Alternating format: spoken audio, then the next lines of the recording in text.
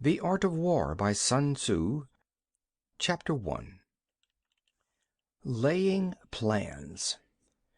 Sun Tzu said the art of war is of vital importance to the state. It is a matter of life and death, a road either to safety or to ruin. Hence it is a subject of inquiry which can on no account be neglected. The art of war, then, is governed by 5 constant factors to be taken into account in one's deliberations when seeking to determine the conditions obtaining in the field. These are: 1. The moral law. 2. Heaven. 3. Earth. 4. The commander. 5. Method and discipline. The moral law causes the people to be in complete accord with their ruler, so that they will follow him regardless of their lives, undismayed by any danger. Heaven signifies night and day, cold and heat, times and seasons. Earth comprises distances, great and small, danger and security, open ground and narrow passes, the chances of life and death. The commander stands for the virtues of wisdom, sincerity, benevolence, courage, and strictness.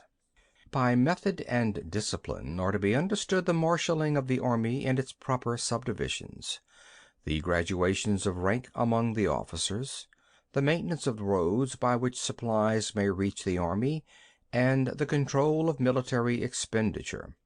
These 5 heads should be familiar to every general. He who knows them will be victorious. He who knows them not will fail. Therefore, in your deliberations when seeking to determine the military conditions, let them be made the basis of a comparison in this wise: 1. Which of the 2 sovereigns is imbued with the moral law? 2. Which of the 2 generals has most ability? 3. With whom lie the advantages derived from heaven and earth? 4. On which side is discipline more rigorously enforced? 5. Which army is stronger? 6. On which side are officers and men more highly trained? 7. In which army is there the greater constancy both in reward and punishment? By means of these 7 considerations I can forecast victory or defeat. The general that hearkens to my counsel and acts upon it will conquer. Let such a one be retained in command. The general that hearkens not to my counsel nor acts upon it will suffer defeat. Let such a one be dismissed. While heeding the profit of my counsel, avail yourself also of any helpful circumstances over and beyond the ordinary rules. According as circumstances are favorable, one should modify one's plans. All warfare is based on deception. Hence, when able to attack, we must seem unable. When using our forces, we must seem inactive. When we are near, we must make the enemy believe we are far away. When far away, we must make him believe we are near. Hold out baits to entice the enemy, feign disorder, and crush him. If he is secure at all points, be prepared for him. If he is in superior strength, evade him. If your opponent is of choleric temper, seek to irritate him.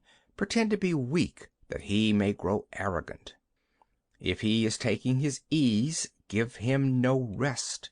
If his forces are united, separate them. Attack him where he is unprepared. Appear where you are not expected. These military devices leading to victory must not be divulged beforehand. Now the general who wins a battle makes many calculations in his temple ere the battle is fought. The general who loses a battle makes but few calculations beforehand. Thus do many calculations lead to victory, and few calculations to defeat. How much more no calculation at all? It is by attention to this point that I can foresee who is likely to win or lose. End of chapter 1. Chapter 2. Waging War. Sun Tzu says, in the operations of war, where there are in the field 1,000 swift chariots, as many heavy chariots, and 100,000 mail-clad soldiers, with provisions enough to carry them 1,000 li, the expenditure at home and at the front, including entertainment of guests, small items such as glue and paint, and sums spent on chariots and armor, will reach the total of 1,000 ounces of silver per day.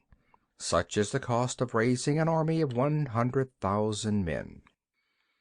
When you engage in actual fighting, if victory is long in coming, then men's weapons will grow dull and their ardor will be damped. If you lay siege to a town, you will exhaust your strength. Again, if the campaign is protracted, the resources of the state will not be equal to the strain. Now, when your weapons are dulled, your ardor damped, your strength exhausted, and your treasure spent, other chieftains will spring up to take advantage of your extremity. Then no man, however wise, will be able to avert the consequences that must ensue. Thus, though we have heard of stupid haste in war, cleverness has never been seen associated with long delays. There is no instance of a country having benefited from prolonged warfare. It is only one who is thoroughly acquainted with the evils of war that can thoroughly understand the profitable way of carrying it on. The skillful soldier does not raise a second levy, neither are his supply wagons loaded more than twice. Bring war material with you from home, but forage on the enemy. Thus the army will have food enough for its needs. Poverty of the state exchequer causes an army to be maintained by contributions from a distance. Contributing to maintain an army at a distance causes the people to be impoverished. On the other hand, the proximity of an army causes prices to go up, and high prices cause the people's substance to be drained away. When their substance is drained away, the peasantry will be afflicted by heavy exactions. With this loss of substance and exhaustion of strength, the homes of the people will be stripped bare, and 3/10 of their income will be dissipated, while government expenses for broken chariots, worn-out horses, breastplates and helmets, bows and arrows, spears and shields, protective mantles, draft oxen, and heavy wagons will amount to 4/10 of its total revenue. Hence a wise general makes a point of foraging on the enemy. 1 cartload of enemy's provisions is equivalent to 20 of one's own, and likewise a single picul of his provender is equivalent to 20 from one's own store. Now, in order to kill the enemy, our men must be roused to anger. That there may be advantage from defeating the enemy, they must have their rewards.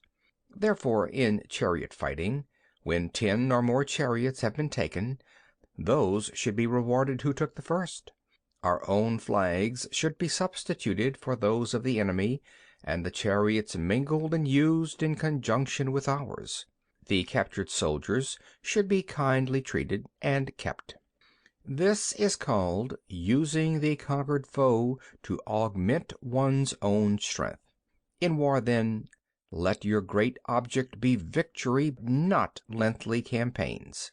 Thus it may be known that the leader of armies is the arbiter of the people's fate, the man on whom it depends whether the nation shall be in peace or in peril. End of chapter 2. Chapter 3. Attack by Stratagem. Sun Tzu said, in the practical art of war, the best thing of all is to take the enemy's country whole and intact. To shatter and destroy it is not so good. So, too, it is better to recapture an army entire than to destroy it, to capture a regiment, a detachment, or a company entire than to destroy them. Hence, to fight and conquer in all your battles is not supreme excellence. Supreme excellence consists in breaking the enemy's resistance without fighting. Thus, the highest form of generalship is to balk the enemy's plans. The next best is to prevent the injunction of the enemy's forces. The next in order is to attack the enemy's army in the field, and the worst policy of all is to besiege walled cities.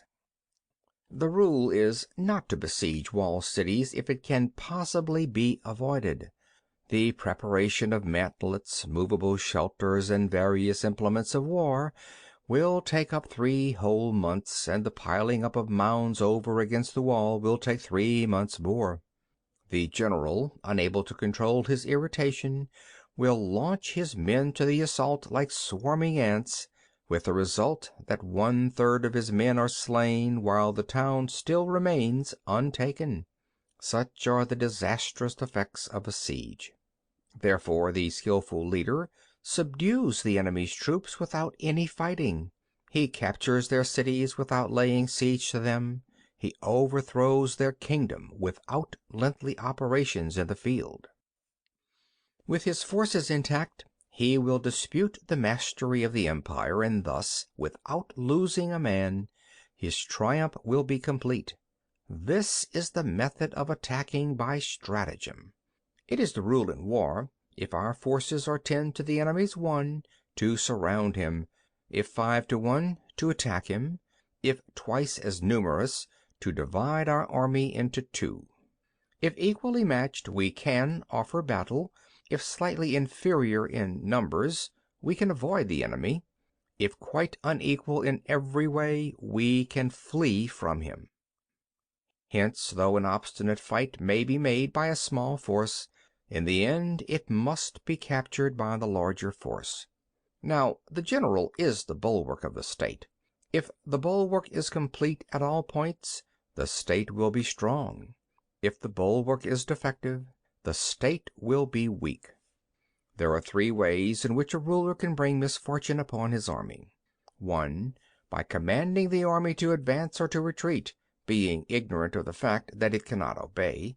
This is called hobbling the army. 2.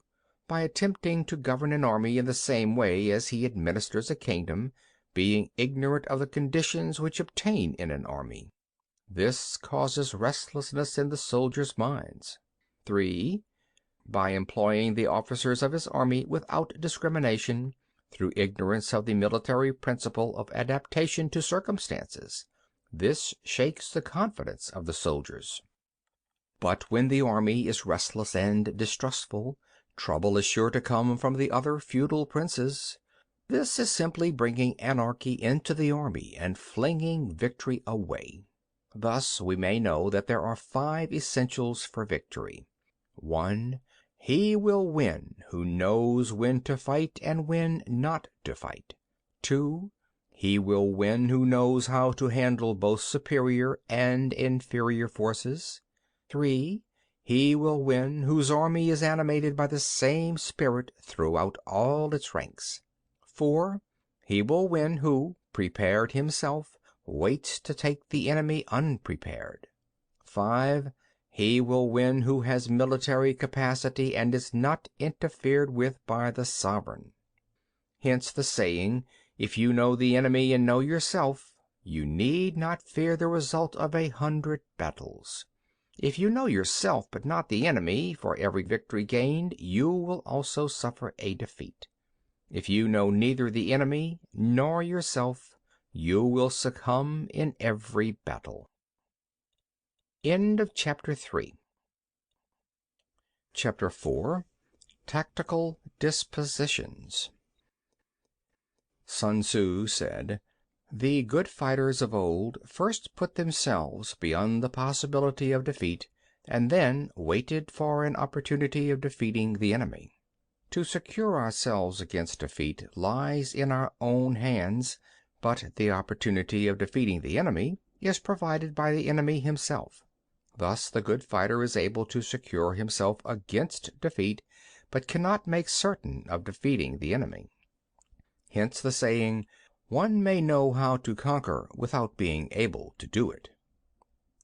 Security against defeat implies defensive tactics. Ability to defeat the enemy means taking the offensive. Standing on the defensive indicates insufficient strength. attacking a superabundance of strength. The general who is skilled in defense hides in the most secret recesses of the earth. He who is skilled in attack flashes forth from the topmost heights of heaven. Thus, on the one hand, we have the ability to protect ourselves, on the other, a victory that is complete. To see victory only when it is within the ken of the common herd is not the acme of excellence. Neither is it the acme of excellence if you fight and conquer, and the whole empire says, "Well done." To lift an autumn hare is no sign of great strength. To see the sun and moon is no sign of sharp sight. To hear the noise of thunder is no sign of a quick ear. What the ancients called a clever fighter is one who not only wins but excels in winning with ease. Hence his victories bring him neither reputation for wisdom nor credit for courage. He wins his battles by making no mistakes. Making no mistakes is what establishes the certainty of victory, for it means conquering an enemy that is already defeated.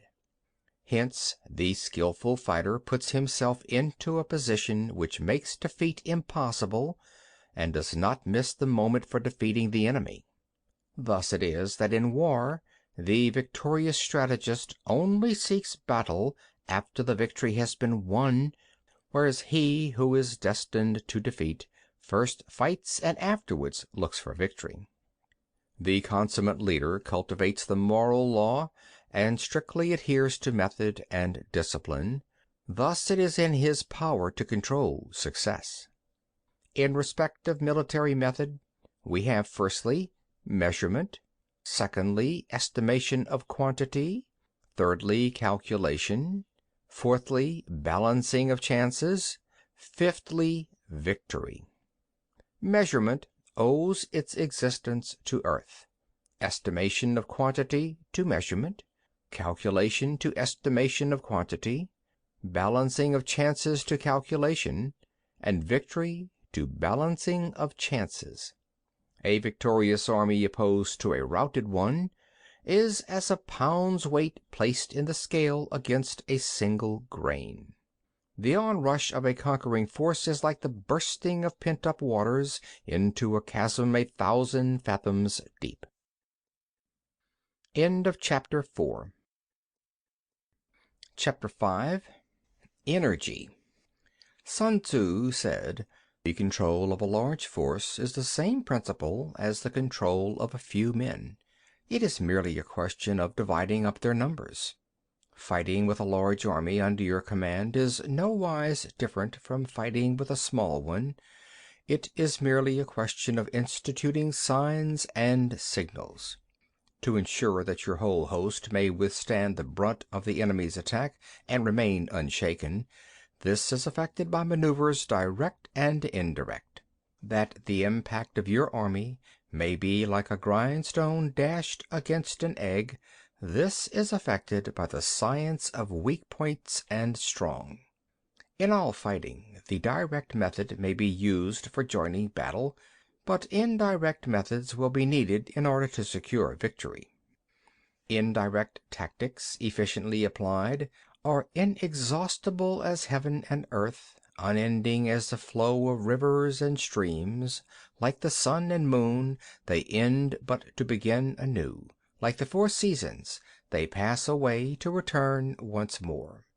There are not more than 5 musical notes, yet the combination of these 5 give rise to more melodies than can ever be heard. There are not more than 5 primary colors, blue, yellow, red, white, and black, yet in combination they produce more hues than can ever be seen. There are not more than 5 cardinal tastes, sour, acrid, salt, sweet, bitter, yet combinations of them yield more flavors than can ever be tasted. In battle, there are not more than 2 methods of attack, the direct and the indirect. Yet these 2 in combination give rise to an endless series of maneuvers. The direct and the indirect lead on to each other in turn. It is like moving in a circle. you never come to an end. Who can exhaust the possibilities of their combination? The onset of troops is like the rush of a torrent which will even roll stones along in its course. The quality of decision is like the well-timed swoop of a falcon which enables it to strike and destroy its victim. Therefore the good fighter will be terrible in his onset and prompt in his decision. Energy may be likened to the bending of a crossbow, decision to the releasing of a trigger. Amid the turmoil and tumult of battle, there may be seeming disorder and yet no real disorder at all. Amid confusion and chaos, your array may be without head or tail, yet it will be proof against defeat. Simulated disorder postulates perfect discipline. Simulated fear postulates courage. Simulated weakness postulates strength. Hiding order beneath the cloak of disorder is simply a question of subdivision. Concealing courage under a show of timidity presupposes a fund of latent energy. Masking strength with weakness is to be effected by tactical dispositions. Thus, one who is skillful at keeping the enemy on the move maintains deceitful appearances, according to which the enemy will act. He sacrifices something that the enemy may snatch at it. By holding out baits he keeps him on the march, then with a body of picked men he lies in wait for him. The clever combatant looks to the effect of combined energy and does not require too much from individuals, hence his ability to pick out the right men and utilize combined energy. When he utilizes combined energy, his fighting men become as it were like unto rolling logs or stones. For it is the nature of a log or stone to remain motionless on level ground, and to move when on a slope; if four-cornered, to come to a standstill, but if round-shaped, to go rolling down. Thus the energy developed by good fighting men is as the momentum of a round stone rolled down a mountain thousands of feet in height. So much on the subject of energy. End of chapter 5. Chapter 6. Weak Points and Strong. Sun Tzu said, "Whoever is first in the field and awaits the coming of the enemy will be fresh for the fight. Whoever is second in the field and has to hasten to battle will arrive exhausted." Therefore the clever combatant imposes his will on the enemy, but does not allow the enemy's will to be imposed on him. By holding out advantages to him, he can cause the enemy to approach of his own accord, or by inflicting damage he can make it impossible for the enemy to draw near. If the enemy is taking his ease, he can harass him. If he is well supplied with food, he can starve him out. If quietly encamped, he can force him to move. Appear at points which the enemy must hasten to defend. March swiftly to places where you are not expected. An army may march great distances without distress if it marches through country where the enemy is not. You can be sure of succeeding in your attacks if you only attack places which are undefended. You can ensure the safety of your defense if you only hold positions that cannot be attacked. Hence that general is skillful in attack whose opponent does not know what to defend, and he is skillful in defense whose opponent does not know what to attack. O divine art of subtlety and secrecy! Through you we learn to be invisible, through you inaudible, and hence we can hold the enemy's fate in our hands. You may advance and be absolutely irresistible if you make for the enemy's weak points. You may retire and be safe from pursuit if your movements are more rapid than those of the enemy. If we wish to fight, the enemy can be forced to an engagement even though he be sheltered behind a high rampart and a deep ditch. All we need do is attack some other place that he will be obliged to relieve. If we do not wish to fight, we can prevent the enemy from engaging us even though the lines of our encampment be merely traced out on the ground. All we need do is to throw something odd and unaccountable in his way. By discovering the enemy's dispositions and remaining invisible ourselves, we can keep our forces concentrated while the enemy's must be divided. We can form a single united body, while the enemy must split up into fractions. Hence there will be a whole pitted against several parts of a whole, which means that we shall be many to the enemy's few. And if we are able thus to attack an inferior force with a superior one, our opponents will be in dire straits. The spot where we intend to fight must not be made known, for then the enemy will have to prepare against a possible attack at several different points, and his forces being thus distributed in many directions, the numbers we shall have to face at any given point will be proportionately few. For should the enemy strengthen his van, he will weaken his rear. Should he strengthen his rear, he will weaken his van. Should he strengthen his left, he will weaken his right. Should he strengthen his right, he will weaken his left. If he sends reinforcements everywhere, he will everywhere be weak. Numerical weakness comes from having to prepare against possible attacks. Numerical strength from compelling our adversary to make these preparations against us. Knowing the place and the time of the coming battle, we may concentrate from the greatest distances in order to fight. But if neither time nor place be known, then the left wing will be impotent to succor the right equally impotent to succor the left, the van unable to relieve the rear, or the rear to support the van. How much more so if the furthest portions of the army are anything under 100 li apart, and even the nearest are separated by several li. Though, according to my estimate, the soldiers of Hue exceed our own in number, that shall advantage them nothing in the matter of victory. I say then that victory can be achieved. Though the enemy be stronger in numbers, we may prevent him from fighting. Scheme so as to discover his plans and the likelihood of their success. Rouse him and learn the principle of his activity or inactivity. Force him to reveal himself, so as to find out his vulnerable spots. Carefully compare the opposing army with your own, so that you may know where strength is superabundant and where it is deficient. In making tactical dispositions, the highest pitch you can attain is to conceal them. Conceal your dispositions, and you will be safe from the prying of the subtlest spies, from the machinations of the wisest brains. How victory may be produced for them out of the enemy's own tactics, that is what the multitude cannot comprehend.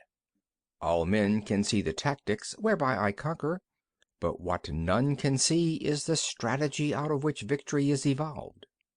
Do not repeat the tactics which have gained you one victory, but let your methods be regulated by the infinite variety of circumstances. Military tactics are like unto water, for water in its natural course runs away from high places and hastens downwards. So in war, the way is to avoid what is strong, and to strike at what is weak. Water shapes its course according to the nature of the ground over which it flows. The soldier works out his victory in relation to the foe whom he is facing. Therefore, just as water retains no constant shape, so in warfare there are no constant conditions. He who can modify his tactics in relation to his opponent, and thereby succeed in winning, may be called a heaven-born captain. The 5 elements, water, fire, wood, metal, earth, are not always equally predominant. The 4 seasons make way for each in turn. There are short days and long. The moon has its periods of waning and waxing. End of chapter 6. Chapter 7. Maneuvering. Sun Tzu said, In war, the general receives his commands from the sovereign. Having collected an army and concentrated his forces, he must blend and harmonize the different elements thereof before pitching his camp. After that comes tactical maneuvering, than which there is nothing more difficult. The difficulty of tactical maneuvering consists in turning the devious into the direct, and misfortune into gain. Thus, to take a long and circuitous route, after enticing the enemy out of the way, and those starting after him, to contrive to reach the goal before him, shows knowledge of the artifice of deviation. Maneuvering with an army is advantageous, with an undisciplined multitude most dangerous. If you set a fully equipped army in march in order to snatch an advantage, the chances are that you will be too late. On the other hand, to detach a flying column for the purpose involves the sacrifice of its baggage and stores. Thus, if you order your men to roll up their buff coats and make forced marches without halting day or night, covering double the usual distance at a stretch, doing 100 li in order to wrest an advantage, the leaders of all your 3 divisions will fall into the hands of the enemy. The stronger men will be in front, the jaded ones will fall behind, and on this plan only 1/10 of your army will reach its destination. If you march 50 li in order to outmaneuver the enemy, you will lose the leader of your first division, and only half your force will reach the goal. If you march 30 li with the same object, 2/3 of your army will arrive. We will take it then that an army without its baggage train is lost. Without provisions, it is lost. Without bases of supply, it is lost. We cannot enter into alliances until we are acquainted with the designs of our neighbors. We are not fit to lead an army on the march unless we are familiar with the face of the country, its mountains and forests, its pitfalls and precipices, its marshes and swamps.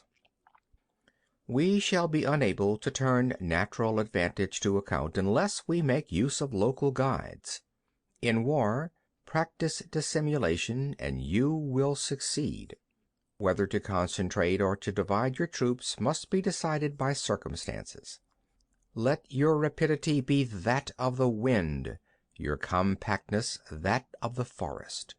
In raiding and plundering be like fire, in immovability like a mountain. Let your plans be dark and impenetrable as night, and when you move, fall like a thunderbolt. When you plunder a countryside, let the spoil be divided amongst your men.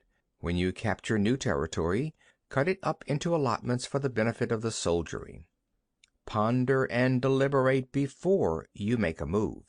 He will conquer who has learnt the artifice of deviation. Such is the art of maneuvering. The Book of Army Management says, "On the field of battle the spoken word does not carry far enough, hence the institution of gongs and drums. Nor can ordinary objects be seen clearly enough, hence the institution of banners and flags." Gongs and drums, banners and flags, are means whereby the ears and eyes of the host may be focused on one particular point. The host thus forming a single united body, it is impossible either for the brave to advance alone, or for the cowardly to retreat alone. This is the art of handling large masses of men. In night fighting, then, make much use of signal fires and drums, and in fighting by day, of flags and banners, as a means of influencing the ears and eyes of your army. A whole army may be robbed of its spirit. A commander-in-chief may be robbed of his presence of mind. Now, a soldier's spirit is keenest in the morning. By noonday it has begun to flag, and in the evening his mind is bent only on returning to camp. A clever general, therefore, avoids an army when its spirit is keen, but attacks it when it is sluggish and inclined to return. This is the art of studying moods. Disciplined and calm, to await the appearance of disorder and hubbub amongst the enemy. This is the art of retaining self-possession. To be near the goal while the enemy is still far from it, to wait at ease while the enemy is toiling and struggling, to be well fed while the enemy is famished, this is the art of husbanding one's strength. To refrain from intercepting an enemy whose banners are in perfect order, to refrain from attacking an army drawn up in calm and confident array, this is the art of studying circumstances. It is a military axiom not to advance uphill against the enemy, nor to oppose him when he comes downhill. Do not pursue an enemy who simulates flight. Do not attack soldiers whose temper is keen. Do not swallow bait offered by the enemy. Do not interfere with an army that is returning home. When you surround an army, leave an outlet free. Do not press a desperate foe too hard. Such is the art of warfare. End of chapter 7. Chapter 8. Variation in Tactics. Sun Tzu said, "In war, the general receives his commands from the sovereign, collects his army, and concentrates his forces. When in difficult country, do not encamp. In country where high roads intersect, join hands with your allies. Do not linger in dangerously isolated positions. In hemmed-in situations, you must resort to stratagem. In desperate position, you must fight. There are roads which must not be followed, armies which must be not attacked, towns which must not be besieged, positions which must not be contested, commands of the sovereign which must not be obeyed. The general who thoroughly understands the advantages that accompany variation of tactics knows how to handle his troops. The general who does not understand these may be well acquainted with the configuration of the country, yet he will not be able to turn his knowledge to practical account. So the student of war, who is unversed in the art of war of varying his plans, even though he be acquainted with the 5 advantages, will fail to make the best use of his men. Hence the wise leader's plans, considerations of advantage and of disadvantage will be blended together. If our expectation of advantage be tempered in this way, we may succeed in accomplishing the essential part of our schemes. If, on the other hand, in the midst of difficulties we are always ready to seize an advantage, we may extricate ourselves from misfortune. Reduce the hostile chiefs by inflicting damage on them, and make trouble for them, and keep them constantly engaged. Hold out specious allurements, and make them rush to any given point. The art of war teaches us to rely not on the likelihood of the enemy's not coming, but on our own readiness to receive him; not on the chance of his not attacking, but rather on the fact that we have made our position unassailable. There are 5 dangerous faults which may affect a general. 1. Recklessness, which leads to destruction. 2. Cowardice, which leads to capture. 3. A hasty temper, which can be provoked by insults. 4. A delicacy of honor, which is sensitive to shame. 5. Over-solicitude for his men, which exposes him to worry and trouble. These are the 5 besetting sins of a general, ruinous to the conduct of war. When an army is overthrown and its leader slain, the cause will surely be found among these 5 dangerous faults. Let them be the subject of meditation. End of chapter 8. Chapter 9. The Army on the March. Sun Tzu said, "We come now to the question of encamping the army and observing signs of the enemy. Pass quickly over mountains and keep in the neighborhood of valleys. Camp in high places facing the sun. Do not climb heights in order to fight." So much for mountain warfare. After crossing a river, you should get far away from it. When an invading force crosses a river in its onward march, do not advance to meet it in midstream. It will be best to let half the army get across and then deliver your attack. If you are anxious to fight, you should not go to meet the invader near a river which he has to cross. Moor your craft higher up than the enemy and facing the sun. Do not move upstream to meet the enemy. So much for river warfare. In crossing salt marshes, your sole concern should be to get over them quickly without any delay. If forced to fight in a salt marsh, you should have water and grass near you, and get your back to a clump of trees. So much for operations in salt marshes. In dry level country, take up an easily accessible position with rising ground to your right and on your rear, so that the danger may be in front and safely lie behind. So much for campaigning in flat country. There are 4 useful branches of military knowledge which enabled the Yellow Emperor to vanquish 4 several sovereigns. All armies prefer high ground to low and sunny places to dark. If you are careful of your men and camp on hard ground, the army will be free from disease of every kind, and this will spell victory. When you come to a hill or a bank, occupy the sunny side with the slope on your right rear. Thus you will at once act for the benefit of your soldiers and utilize the natural advantages of the ground. When, in consequence of heavy rains up country, a river which you wish to ford is swollen and flecked with foam, you must wait until it subsides. Country in which there are precipitous cliffs with torrents running between, deep natural hollows, confined places, tangled thickets, quagmires and crevasses, should be left with all possible speed, and not approached. While we keep away from such places, we should get the enemy to approach them. While we face them, we should let the enemy have them on his rear.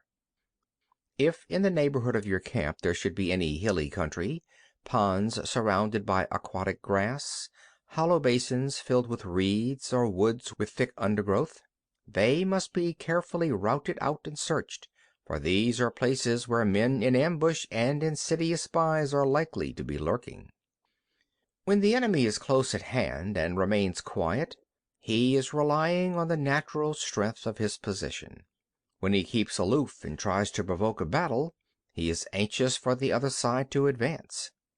If his place of encampment is easy of access, he is tendering a bait.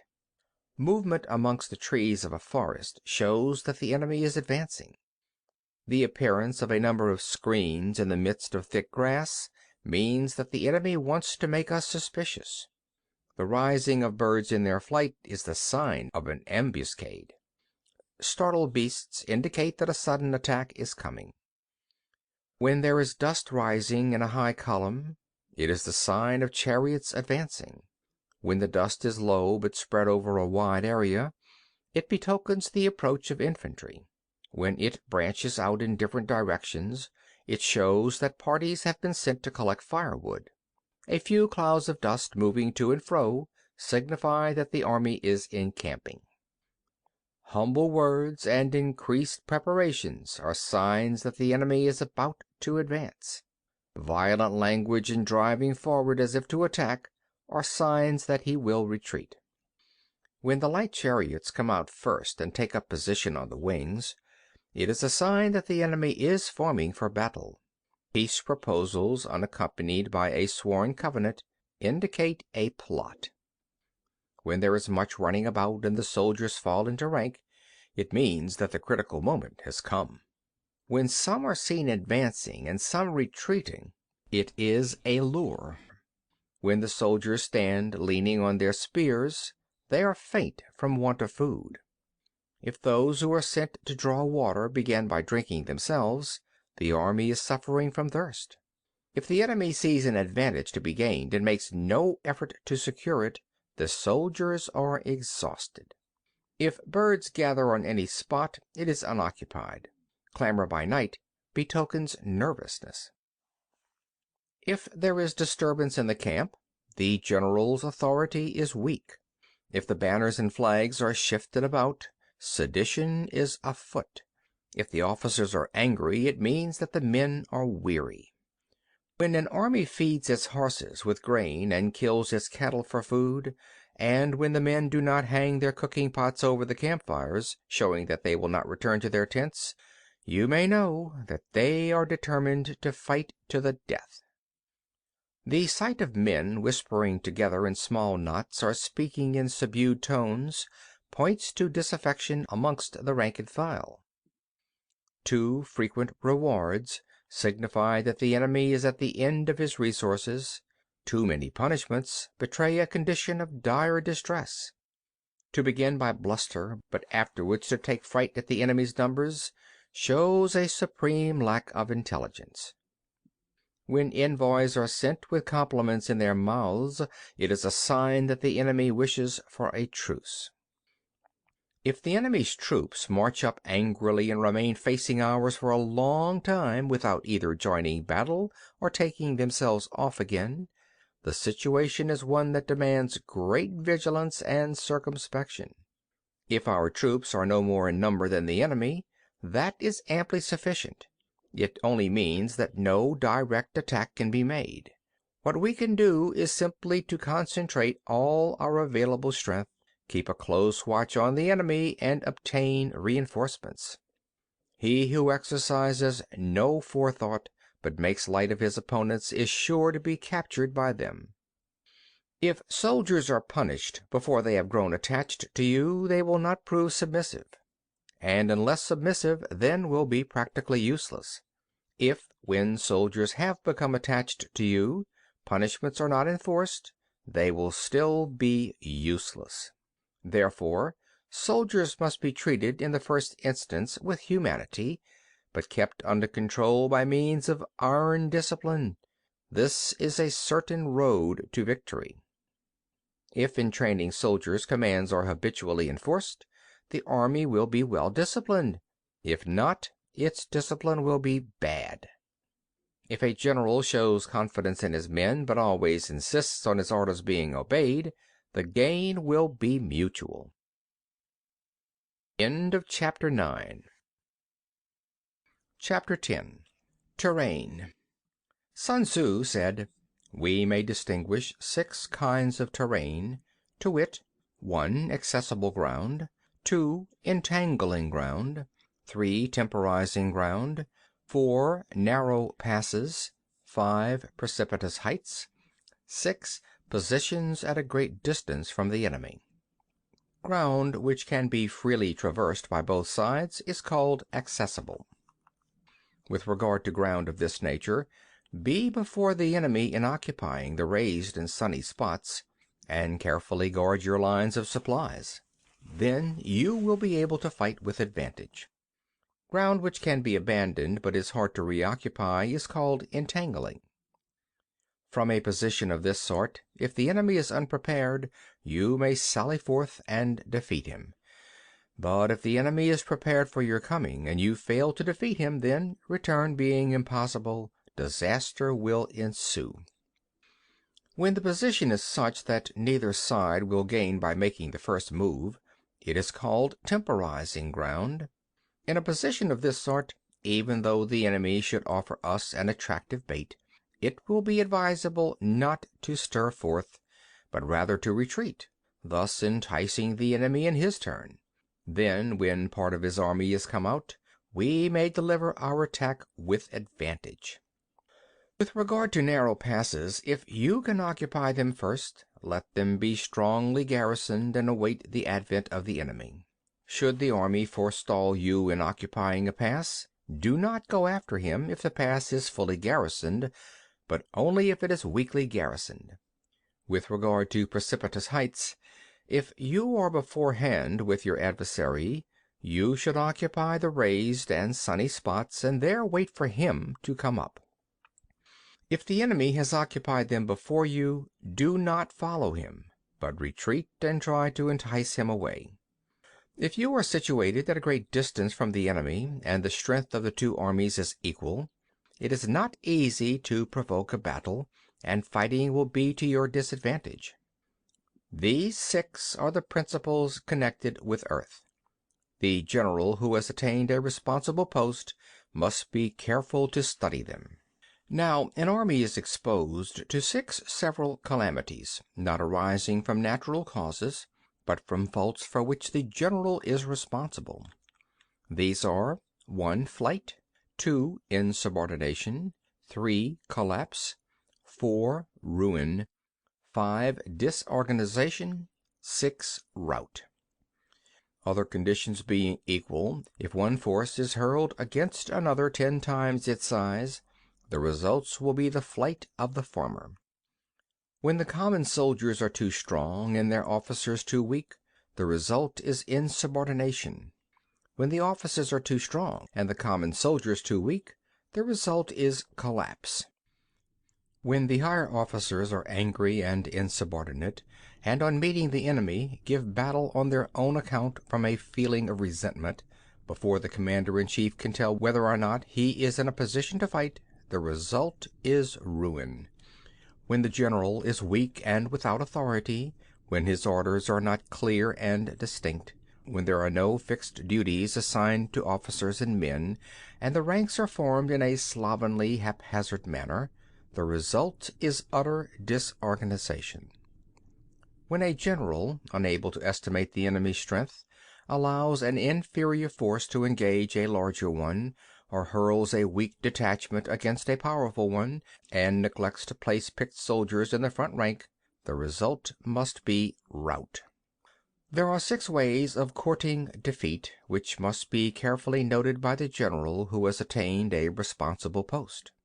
The natural formation of the country is the soldier's best ally, but a power of estimating the adversary, of controlling the force of victory, and of shrewdly calculating difficulties, dangers, and distances, constitutes the test of a great general.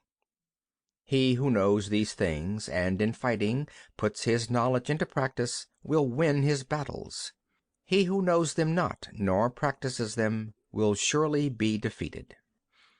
If fighting is sure to result in victory, then you must fight, even though the ruler forbid it. If fighting will not result in victory, then you must not fight, even at the ruler's bidding. The general who advances without coveting fame and retreats without fearing disgrace, whose only thought is to protect his country and do good service for his sovereign, is the jewel of the kingdom. Regard your soldiers as your children, and they will follow you into the deepest valleys.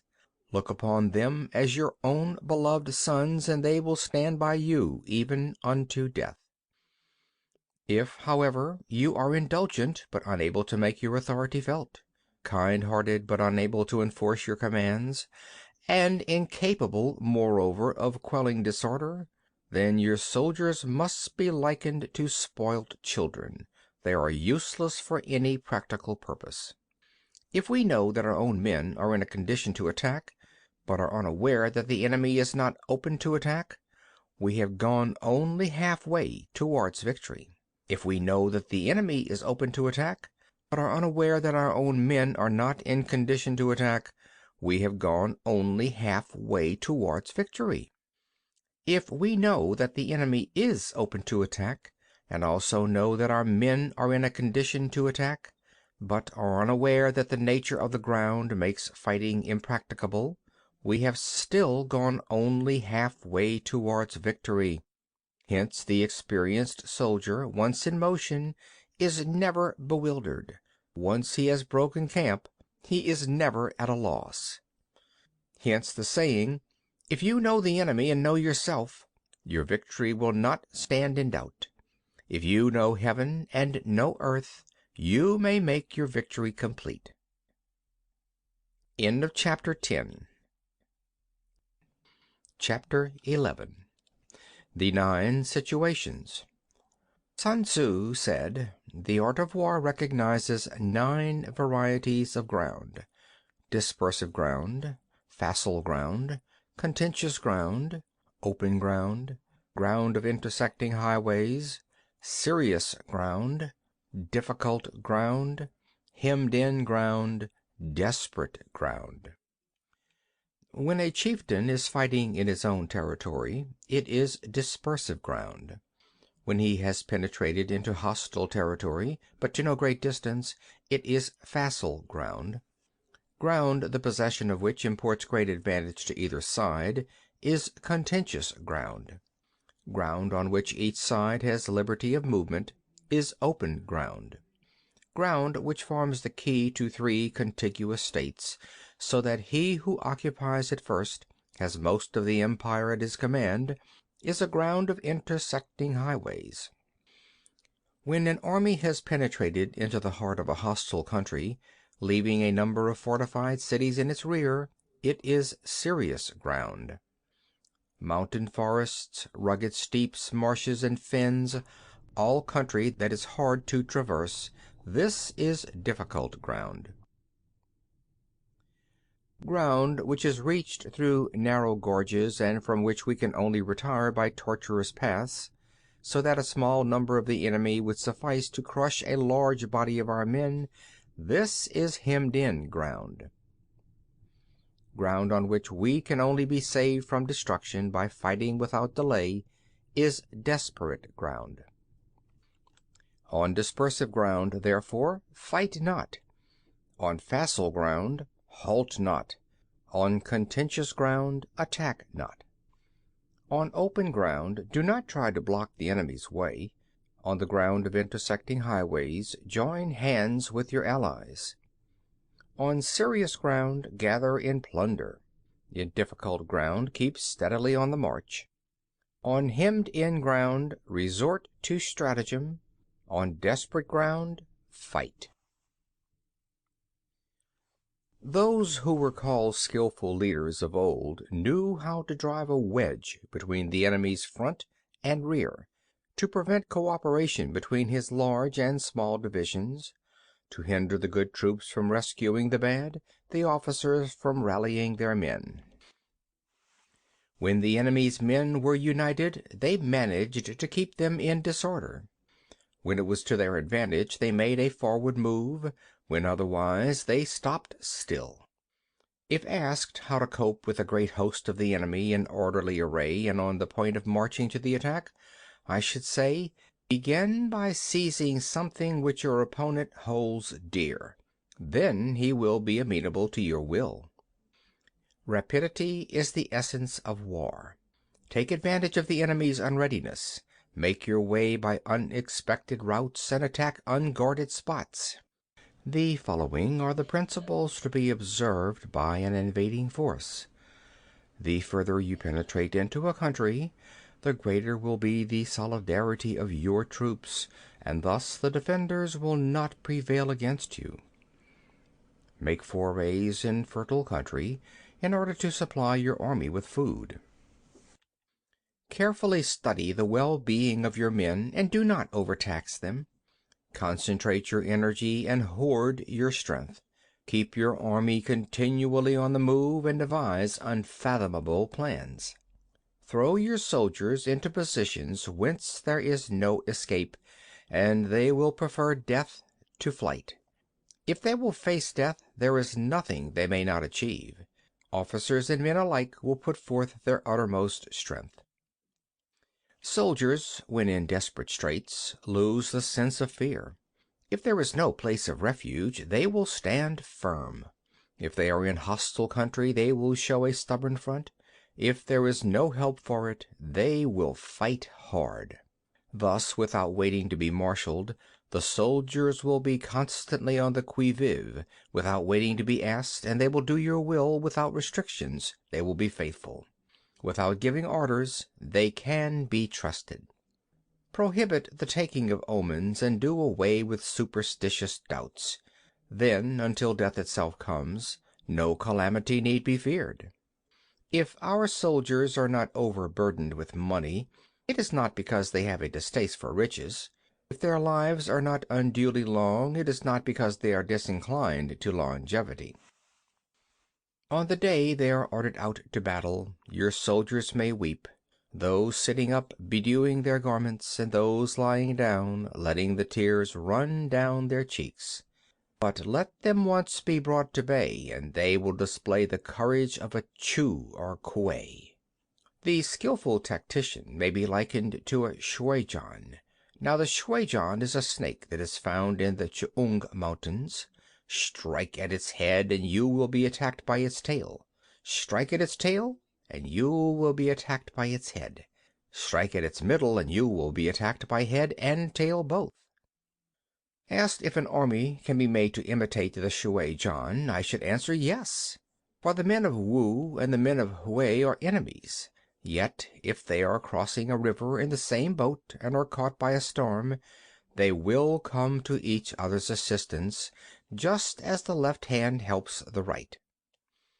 Hence, it is not enough to put one's trust in the tethering of horses and the burying of chariot wheels in the ground. The principle on which to manage an army is to set up one standard of courage which all must reach. How to make the best of both strong and weak, that is a question involving the proper use of ground. Thus the skillful general conducts his army just as though he were leading a single man, willy-nilly, by the hand. It is the business of a general to be quiet and thus ensure secrecy, upright and just, and thus maintain order. He must be able to mystify his officers and men by false reports and appearances, and thus keep them in total ignorance. By altering his arrangements and changing his plans, he keeps the enemy without definite knowledge. By shifting his camp and taking circuitous routes, he prevents the enemy from anticipating his purpose. At the critical moment, the leader of an army acts like one who has climbed up a height and then kicks away the ladder behind him. He carries his men deep into hostile territory before he shows his hand. He burns his boats and breaks his cooking pots. Like a shepherd driving a flock of sheep, he drives his men this way and that, and nothing knows whither he is going. To muster his host and bring it into danger, this may be termed the business of the general. The different measures suited to the 9 varieties of ground, the expediency of aggressive or defensive tactics, and the fundamental laws of human nature, these are things that must most certainly be studied. When invading hostile territory, the general principle is that penetrating deeply brings cohesion. Penetrating but a short way means dispersion. When you leave your own country behind and take your army across neighborhood territory, you find yourself on critical ground. When there are means of communication on all 4 sides, the ground is one of intersecting highways. When you penetrate deeply into a country, it is serious ground. When you penetrate but a little way, it is facile ground. When you have the enemy's strongholds on your rear and narrow passes in front, it is hemmed-in ground. When there is no place of refuge at all, it is desperate ground. Therefore, on dispersive ground I would inspire my men with unity of purpose. On facile ground I would see that there is close connection between all parts of my army. On contentious ground I would hurry up my rear. On open ground I would keep a vigilant eye on my defenses. On ground of intersecting highways I would consolidate my alliances. On serious ground I would try to ensure a continuous stream of supplies. On difficult ground I would keep pushing on along the road. On hemmed-in ground I would block any way of retreat. On desperate ground I would proclaim to my soldiers the hopelessness of saving their lives. For it is the soldier's disposition to offer an obstinate resistance when surrounded, to fight hard when he cannot help himself, and to obey promptly when he has fallen into danger. We cannot enter into alliance with neighboring princes until we are acquainted with their designs. We are not fit to lead an army on the march unless we are familiar with the face of the country, its mountains and forests, its pitfalls and precipices, its marshes and swamps. We shall be unable to turn natural advantages to account unless we make use of local guides. To be ignorant of any one of the following 4 or 5 principles does not befit a warlike prince. When a warlike prince attacks a powerful state, his generalship shows itself in preventing the concentration of the enemy's forces. He overawes his opponents, and their allies are prevented from joining against him.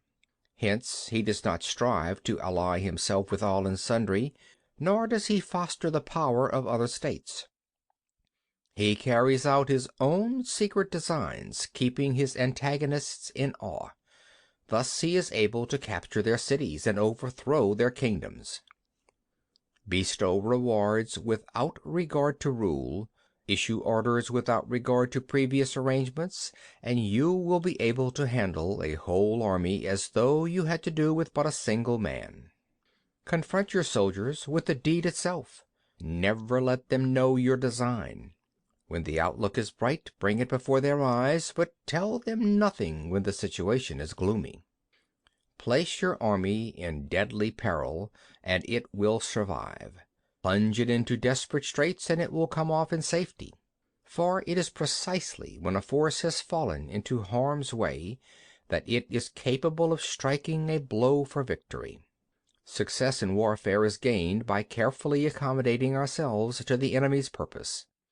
By persistently hanging on the enemy's flank, we shall succeed in the long run in killing the commander-in-chief. This is called ability to accomplish a thing by sheer cunning. On the day that you take up your command, block the frontier passes, destroy the official tallies, and stop the passage of all emissaries. Be stern in the council chamber so that you may control the situation. If the enemy leaves a door open, you must rush in.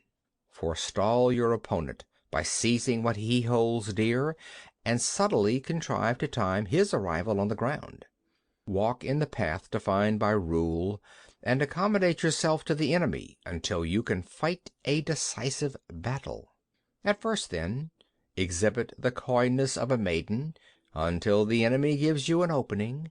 Afterwards emulate the rapidity of a running hare, and it will be too late for the enemy to oppose you. End of chapter 11. Chapter 12. The attack by fire. Sun Tzu said there are 5 ways of attacking with fire. The first is to burn soldiers in their camp. The second is to burn stores. The third is to burn baggage trains. The fourth is to burn arsenals and magazines. The fifth is to hurl dropping fire amongst the enemy. In order to carry out an attack, we must have means available. The materials for raising fire should always be kept in readiness. There is a proper season for making attacks with fire, and special days for starting a conflagration. The proper season is when the weather is very dry. The special days are those when the moon is in the constellations of the sieve, the wall, the wing, or the crossbar, for these 4 are all days of rising wind. In attacking with fire, one should be prepared to meet 5 possible developments. 1. When fire breaks out inside the enemy's camp, respond at once with an attack from without. 2. If there is an outbreak of fire, but the enemy's soldiers remain quiet, bide your time and do not attack. 3. When the force of the flames has reached its height, follow it up with an attack if that is practicable. If not, stay where you are. 4. If it is possible to make an assault with fire from without, do not wait for it to break out within, but deliver your attack at a favorable moment. 5. When you start a fire, be to windward of it. Do not attack from the leeward. A wind that rises in the daytime lasts long, but a night breeze soon falls. In every army, the 5 developments connected with fire must be known. The movements of the stars calculated, and a watch kept for the proper days. Hence those who use fire as an aid to the attack show intelligence. Those who use water as an aid to the attack gain an accession of strength. By means of water an enemy may be intercepted, but not robbed of all his belongings. Unhappy is the fate of one who tries to win his battles and succeed in his attacks without cultivating the spirit of enterprise, for the result is waste of time and general stagnation. Hence the saying, "The enlightened ruler lays his plans well ahead, the good general cultivates his resources." Move not unless you see an advantage. Use not your troops unless there is something to be gained. Fight not unless the position is critical. No ruler should put troops into the field merely to gratify his own spleen. No general should fight a battle simply out of pique. If it is to your advantage, make a forward move. If not, stay where you are. Anger may in time change to gladness. Vexation may be succeeded by content. But a kingdom that has once been destroyed can never come again into being, nor can the dead ever be brought back to life. Hence the enlightened ruler is heedful, and the good general full of caution. This is the way to keep a country at peace and an army intact. End of chapter 12. Chapter 13. The Use of Spies. Sun Tzu said, "Raising a host of 100,000 men and marching them great distances entails heavy loss on the people and a drain on the resources of the state. The daily expenditure will amount to 1,000 ounces of silver. There will be commotion at home and abroad, and men will drop down exhausted on the highways. As many as 700,000 families will be impeded in their labor. Hostile armies may face each other for years, striving for victory which is decided in a single day. This being so, to remain in ignorance of the enemy's condition simply because one begrudges the outlay of 100 ounces of silver in honors and emoluments is the height of inhumanity. One who acts thus is no leader of men, no present help to his sovereign, no master of victory. Thus, what enables the wise sovereign and the good general to strike and conquer and achieve things beyond the reach of ordinary men is foreknowledge. Now, this foreknowledge cannot be elicited from spirits. It cannot be obtained inductively from experience, nor by any deductive calculation. Knowledge of the enemy's dispositions can only be obtained from other men. Hence the use of spies, of whom there are 5 classes.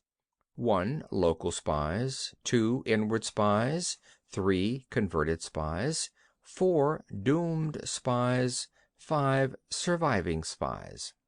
When these 5 kinds of spy are all at work, none can discover the secret system. This is called divine manipulation of the threads. It is the sovereign's most precious faculty. Having local spies means employing the services of the inhabitants of a district. Having inward spies, making use of officials of the enemy. Having converted spies, getting hold of the enemy's spies and using them for our purposes. Having doomed spies, doing certain things openly for purposes of deception, and allowing our spies to know of them and report them to the enemy. Surviving spies, finally, are those who bring back news from the enemy's camp. Hence it is that none in the whole army are more intimate relations to be maintained than with spies. None should be more liberally rewarded. In no other business should greater secrecy be preserved. Spies cannot be usefully employed without certain intuitive sagacity. They cannot be properly managed without benevolence and straightforwardness. Without subtle ingenuity of mind, one cannot make certain of the truth of their reports. Be subtle, and use your spies for every kind of business. If a secret piece of news is divulged by a spy before the time is ripe, he must be put to death together with the man to whom the secret was told. Whenever the object be to crush an army, to storm a city, or to assassinate an individual, it is always necessary to begin by finding out the names of the attendants, the aides de camp, and doorkeepers and sentries of the general in command. Our spies must be commissioned to ascertain these. The enemy spies who have come to spy on us must be sought out, tempted with bribes, led away, and comfortably housed. Thus they will become converted spies and available for our service. It is through the information brought by the converted spy that we are able to acquire and employ local and inward spies. It is owing to his information, again, that we can cause the doomed spy to carry false tidings to the enemy. Lastly, it is by his information that the surviving spy can be used on appointed occasions. The end and aim of spying in all its 5 varieties is knowledge of the enemy, and this knowledge can only be derived, in the first instance, from the converted spy. Hence it is essential that the converted spy be treated with the utmost liberality. Of old, the rise of the Yin dynasty was due to I Ching, who had served under Hsia. Likewise, the rise of the Chu dynasty was due to Lu Ya, who had served under the Yin. Hence, it is only the enlightened ruler and the wise general who will use the highest intelligence of the army for purposes of spying, and thereby they achieve great results. Spies are the most important element in war, because on them depends an army's ability to move. End of Chapter 13. End of The Art of War, by Sun Tzu, translated by Lionel Giles. This book read by Phil Chenevert, December 2012, in Baton Rouge, Louisiana.